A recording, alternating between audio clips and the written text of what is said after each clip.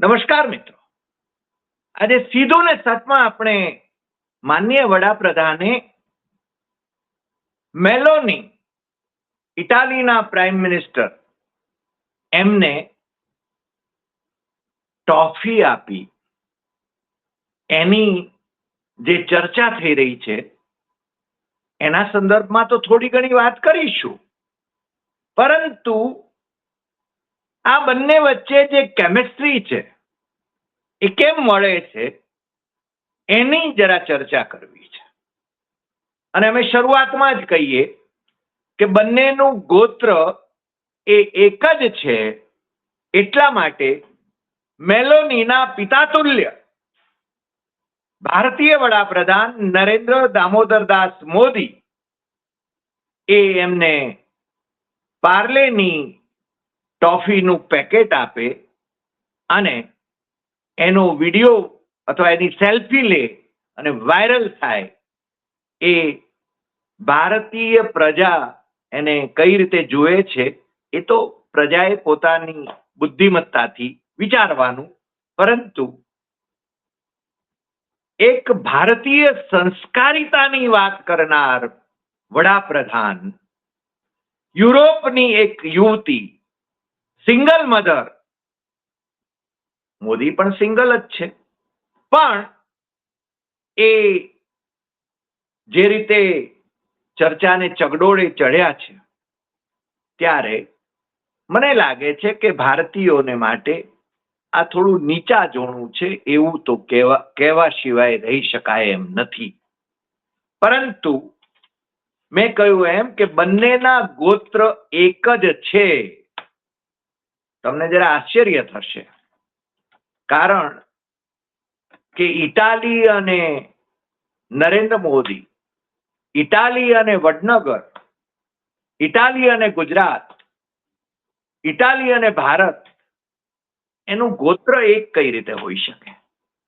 પરંતુ આપણે એની જરા વિગતે ચર્ચા કરવી છે. પણ એ પહેલા આપણે જે વાત કરવી છે એ આજે જેમનો શહીદી દિવસ છે, એ ભારતીય વડાપ્રધાન રાજીવ ગાંધી, એમને આપણે શ્રદ્ધાંજલિ અર્પીએ અને પછી એની આગળ વાત કરીએ.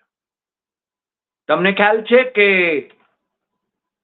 મોદી હજુ વડાપ્રધાન બન્યા નહોતા, પણ એ બનું થઈ રહ્યા હતા ત્યારે એમની પાર્ટીના રાષ્ટ્રીય પ્રવક્તા, એમનું નામ રાષ્ટ્રીય પ્રવક્તા તરીકે બહુ જ જાણીતું અને પછી તો મોદીના લાડકા પણ રહ્યા, એમની નિકટ ખૂબ રહ્યા મોદી જ્યારે વડાપ્રધાન બન્યા ત્યારે. અને મને ખ્યાલ છે ત્યાં સુધી લોકોએ કેટલાક પ્રશ્નો કરીને એમને દોડાવ્યા પણ ખરા. એ બેન શ્રી મીનાક્ષી લેખી, એમણે ભાજપના રાષ્ટ્રીય પ્રવક્તા તરીકે જે નિવેદન કર્યું હતું એની તો વાત કરવી પડે. સોનિયા ગાંધીના મુસોલિની સાથેના કનેક્શન છે એવું આ બેનશ્રીએ ચૂંટણીમાં પ્રચાર જ્યારે ચાલી રહ્યો હતો 18 એપ્રિલ 2014 રોજ ઇન્ડિયા ટુડેનો આ અહેવાલ છે. અને ઇન્ડિયા ટુડે તમને ખ્યાલ છે કે બહુ જ પ્રતિષ્ઠિત મેગેઝિન ગણાય છે, એટલે અમે એનો આધાર લીધો. એમાં છે ને આ અહેવાલ છપાયો છે. બેન શ્રી મીનાક્ષી લેખી કહે છે કે સ્ટેફનો માઇનો, એટલે કે સોનિયા ગાંધીના પિતાશ્રી, સોનિયા ગાંધીનું મૂળ નામ એ સોનિયા માઇનો, ઇટાલીમાં જન્મ્યા, લંડનમાં સર્ટિફિકેટ કોર્સ કરવા માટે ગયા અને ભારતીય વડાપ્રધાન ઇન્દિરા ગાંધીના મોટા પુત્ર રાજીવ ગાંધી સાથે સંપર્કમાં આવ્યા. એ પછી એમણે રાજીવ ગાંધી સાથે લગ્ન પણ કર્યા. પણ મીનાક્ષીબેન આ સોનિયા ગાંધીને બદનામ કરવા માટે જે નિવેદન કરે છે ને ભારતીય જનતા પાર્ટીના તમામ પ્રવક્તાઓ તમામ નેતાઓએ આ વાતનો ઉલ્લેખ કર્યો છે, એટલે હું માત્ર એક સિમ્બોલિક વાત જ તમારી સમક્ષ રજૂ કરું છું. એ કહે છે કે સોનિયા ગાંધીના મુસોલિની સાથેના કનેક્શન હતા, છે એ વખતે કહ્યું.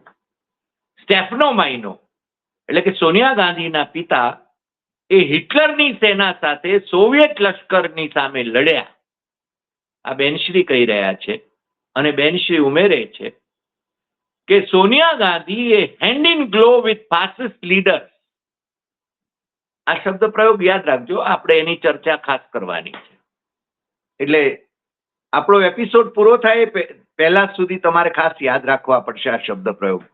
Sonia Gandhi is hand in glove with fascist leaders. Sonia Gandhi fascist નેતાઓની સાથે મેળાપીપણું ધરાવે છે. આ બેનિટો મુસોલિની એ ઇટાલીના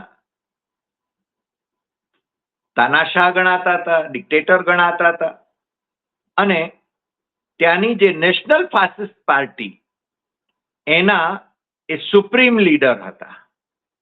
અને આ બેનશ્રીનો આ જે રિપોર્ટ હતો એ વખતે એમણે જ્યારે આ ધડાકો કર્યો, ધડાકો નહીં, એના માટે શબ્દ પ્રયોગ કરવામાં આવ્યો છે મુસોલિની બોમ્બ. અને આગળ વધીને એમ કહે છે કે હિટલર, ઈદી અમીન અને જિયાઉલ હક આ બધાની સાથે આ તાનાશાહોની શ્રેણીમાં બેનિટો મુસોલિની સાથે કનેક્શન ધરાવતા સોનિયા ગાંધી એ જવાબદાર છે. એ એમને કનેક્ટ કરે છે, કનેક્શન એમનું એસ્ટાબ્લિશ કરે છે.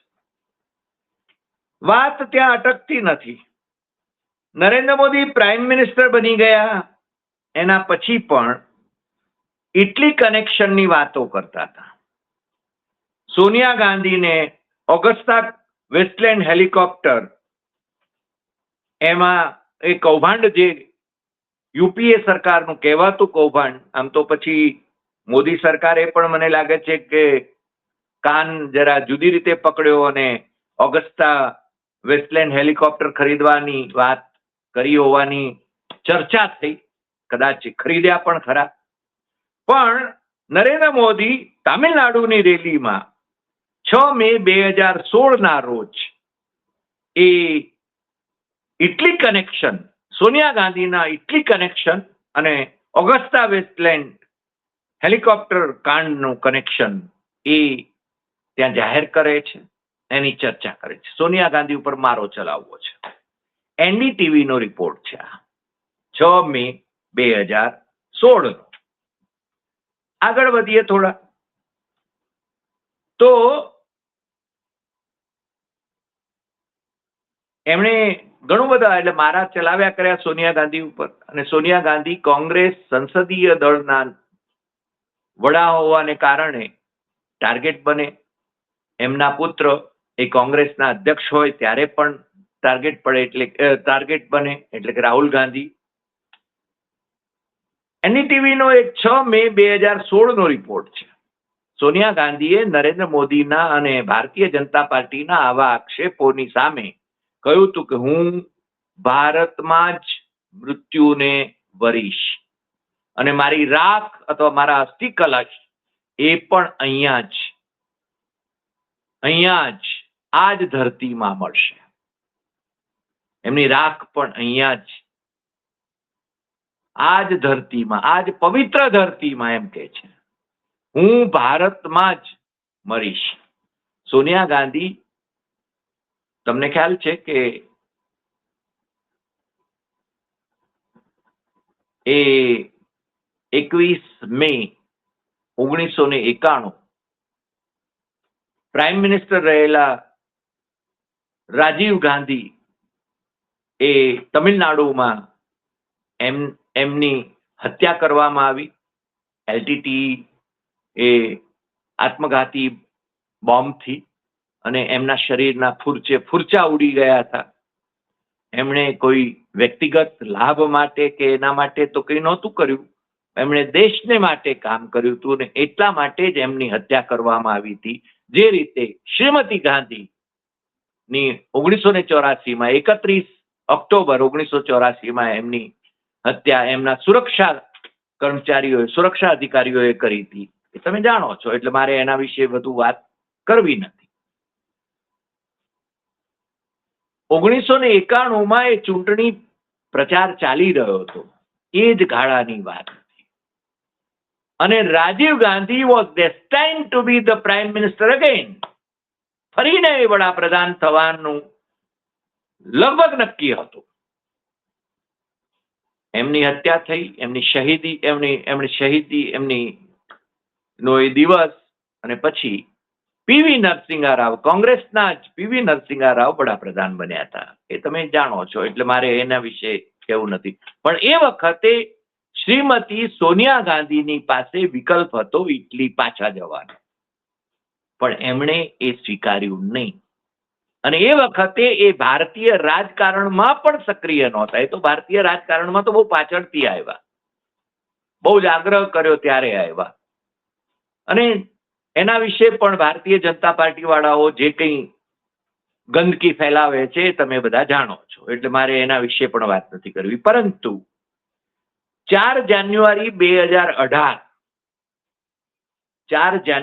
2018 ઇન્ડિયા ટીવીનો રિપોર્ટ છે કે બીજેપી અને આરએસએસ એ મળીને કોંગ્રેસના વડા એટલે કે રાહુલ ગાંધીને ફાસિસ્ટ ગણાવે છે. શું ગણાવે છે? ફાસિસ્ટ ગણાવે છે. આ બધું હું એટલા માટે કહી રહ્યો છું કે આ બેકગ્રાઉન્ડ છે. મેં એટલા માટે તમને કહ્યું હતું કે Sonia Gandhi hand in glove with fascist leaders. Sonia Gandhi hand in glove with fascist leaders. અને બીજું, આપણે ત્યાં આમ તો ગુજરાતી ટીવી ચેનલો ઉપર ભારતીય જનતા પાર્ટીના પ્રવક્તાઓ જ્યારે આવે ત્યારે એમાં એક વખત જીએસટીવી ઉપર અમારી સાથે ભાજપના ફાયરબ્રાન્ડ પ્રવક્તા કિશોરસિંહ હતા અમારી પેનલ ઉપર. એમણે કહ્યું કે સોનિયા ગાંધી અને રાહુલ ગાંધી અહીંયાથી નાણાં છે અને બધા ઇટલી લઈ ગયા છે. તો મેં કીધું, ભાઈ, આટલા બધા વર્ષોથી તમારી સરકાર છે, ભારતીય જનતા પાર્ટીના નેતૃત્વવાળી નરેન્દ્ર મોદીની સરકાર છે, તો એની સામે એક્શન કેમ નથી લેવાતા? પછી એમની પાસે કોઈ જવાબ નથી હોતો, કારણ કે ભાજપના પ્રવક્તાઓને માત્ર બ્રીફિંગ જે આપવામાં આવે છે એ બ્રીફિંગથી પછી એ ડેવિએટ નથી થઈ શકતા.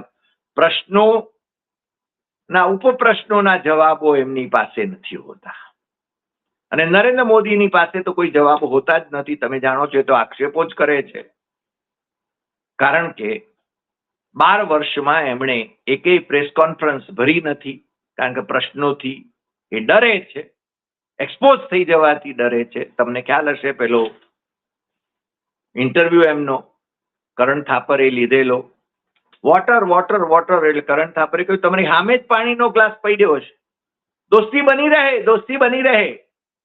ચીફ મિનિસ્ટર નરેન્દ્ર મોદી એમને જરા અકળાવનારા સવાલો એ ગમતા નથી. એમને છે ને એમની સ્તુતિ કરનારા, નોન બાયોલોજિકલ જાહેર કરનારા સવાલો જરૂર ગમે છે. તમે બટુઆ રાખો છો કે નહીં? તમે કેરી ગોળીને ખાઓ છો કે પછી કાપીને ખાઓ છો? તમારા આરોગ્યનું રહસ્ય શું છે?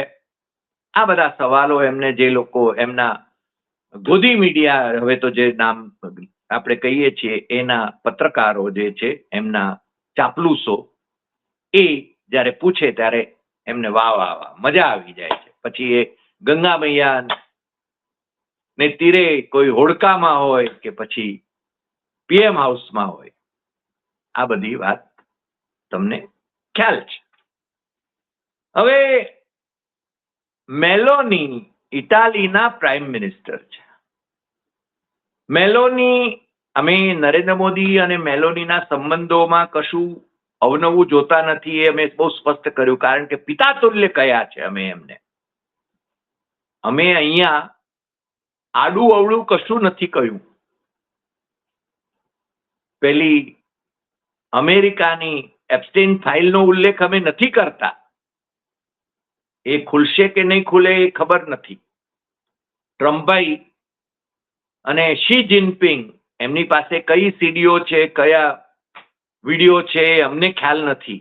એટલે અમે આડી અવળી વાત નથી કરતા. અમે મેલોનીના પિતા તુલ્ય નરેન્દ્ર દામોદરદાસ મોદી એ દીકરીને જાણે કે લાડ લડાવતા હોય એમ એ છે ને ટોફી આપે છે પાર્લેની, અને એની સેલ્ફી વાયરલ થાય છે. અને વાહ વાહ વાહ વાહ, ગોદી મીડિયામાં એના ઉપર ડિબેટ ચાલે છે. પણ આપણને એવી ડિબેટમાં બહુ રસ નથી. આપણને તો ફેક્ટ્સમાં રસ છે.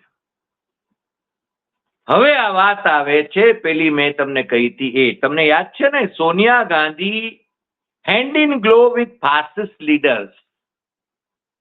અને અમે ટાઇટલ જે માર્યું છે એ છે કે મોદી અને મેલોની એક જ ગોત્રના છે. તમને પ્રશ્ન થવો જોઈએ, અને થયો જ હશે. અને આપણે શરૂઆતમાં જ કહ્યું કે વડનગરને ને ઇટલીને, વડનગરને ને રોમને આ શું સંબંધ આવે. પણ હવે વાત આપણે છે ને આગળ વધારીએ, અને એ પણ ફેક્ટ સાથે. 19 માર્ચ 1931 આ એક દિવસ હતો. તારીખ લખી રાખજો. જરા રિસર્ચ કરવું હોય તો પણ કરજો. ડોક્ટર BC મુંજે, હિન્દુ મહાસભાના નેતા અને ભારતીય જનતા પાર્ટી, જનસંઘ અને એમના સહોદર સંગઠનો, એની માતૃ સંસ્થા રાષ્ટ્રીય સ્વયંસેવક સંઘના સંસ્થાપક, આમ તો સંસ્થાપકોમાંના એક ડોક્ટર કેશવ બલિરામ હેડગેવાર, કારણ કે 25 જણાએ RSSની સ્થાપના કરી હતી, પણ એમાં ડોક્ટર કેશવ બલિરામ હેડગેવાર એ પછી પાછળથી બીજા વર્ષે સરસંઘ ચાલક એટલે સુપ્રીમ લીડર એ થયેલા. અને આ સુપ્રીમ લીડર કેટલા 1925માં એ સંસ્થાની સ્થાપના થઈ, 1926માં એનું નામકરણ થયું અને એમને સરસંઘ ચાલક તરીકે ગણાવવામાં આવ્યા.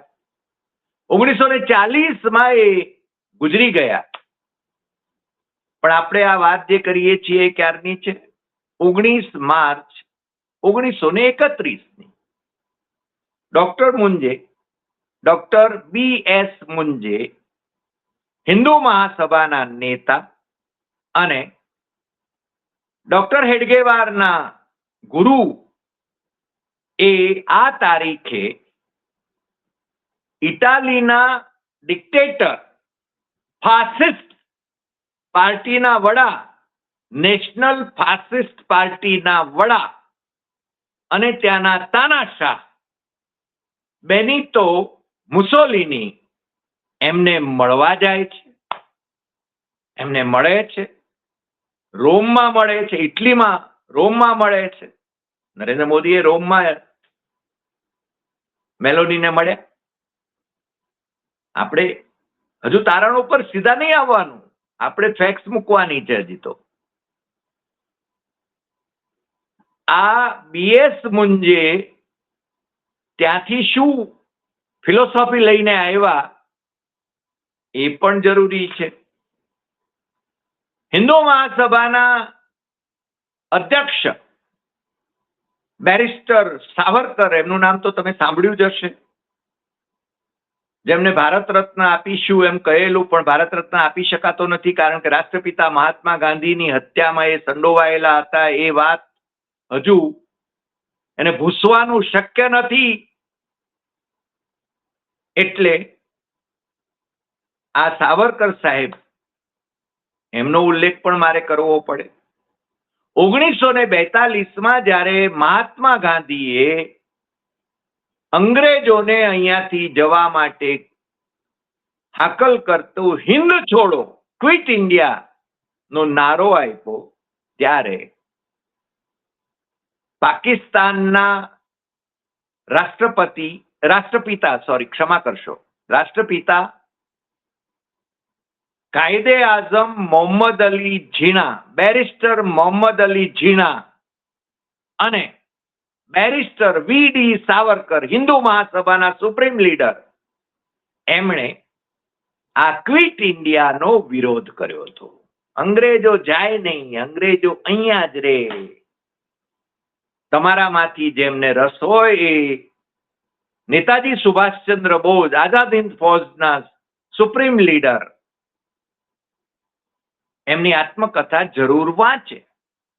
અને એમને કોંગ્રેસમાંથી એ રવાના થયા પછી આ બંને મહાનુભાવોને મુંબઈ જઈને મળ્યા હતા અને સમજાવવાની કોશિશ કરતા હતા કે અંગ્રેજોને કાઢવા માટે આપણે સાથે મળીને પ્રયાસો કરવા જોઈએ. કોંગ્રેસ તો અંગ્રેજોની વિરુદ્ધમાં હતી જ, પણ ઝીણા અને સાવરકર એ અંગ્રેજોને પક્ષે હતા. અને એ કથા આપણે અગાઉના કેટલાક એપિસોડની અંદર તમને ખબર હશે, સચ્ચાઈ સાવરકરની ના એપિસોડ આપણે કર્યા છે, એમાં પણ એ વાત આવી જાય છે. અને બીજા એપિસોડમાં પણ આપણે વાત કરી છે, એટલે એની વાત આપણે હવે કરતા નથી. પરંતુ ભારતીય જનતા પાર્ટીના બીજા એક આરાધ્ય પુરુષ ડોક્ટર શ્યામા પ્રસાદ મુખર્જી, જનસંઘના પણ એ સંસ્થાપક અધ્યક્ષ ડોક્ટર શ્યામા પ્રસાદ મુખર્જી, એ બંગાળમાં મુસ્લિમ લીગના ફઝલુલ હક જે હતા, જેમણે 1940 માર્ચની 23મી તારીખે લાહોરમાં જે મુસ્લિમ લીગનું અધિવેશન મળ્યું ઝીણાની અધ્યક્ષતામાં, એમાં પાકિસ્તાનનો ઠરાવ રજૂ કર્યો હતો કે મુસ્લિમો માટે અલગ રાષ્ટ્ર મળવું જોઈએ. એ ઠરાવ રજૂ કર્યો હતો.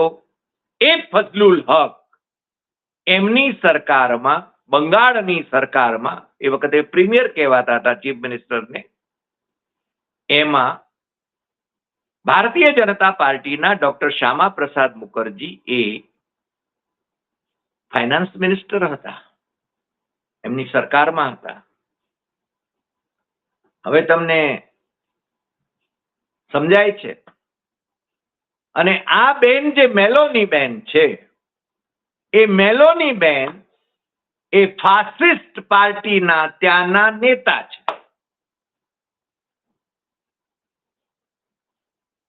યાદ આવે છે? મેં કહ્યું તું, ફાસિસ્ટ લીડર્સ સાથે સોનિયા ગાંધીના સંબંધ જોડવા માટેના ભારતીય જનતા પાર્ટીના પ્રયાસો હતા. જ્યાં સુધી નરેન્દ્ર મોદી એ વડાપ્રધાન થયા નહોતા ત્યારે એનો આપણે ઉલ્લેખ કર્યો. અને સોનિયા ગાંધીને બદનામ કરવા માટે એમ કહેવાતું હતું કે hand in glove with fascist leaders. હવે મારા માનનીય વડાપ્રધાન નરેન્દ્ર મોદી એ તો મેલોની એ ફાસિસ્ટ પાર્ટીના ત્યાંના નેતા છે, નિયો ફાસિસ્ટ પાર્ટીના, એટલે મુસોલિનીની જે વિચારધારા હતી એ જ વિચારધારાને અનુસરી રહ્યા છે. ને અહીંયા આરએસએસ, ભારતીય જનતા પાર્ટી, એ ડોક્ટર મુંજેના માધ્યમથી, ડોક્ટર હેડગેવારના માધ્યમથી એ જ મુસોલિનીની વિચારધારાને અનુસરીને ફાસિસ્ટ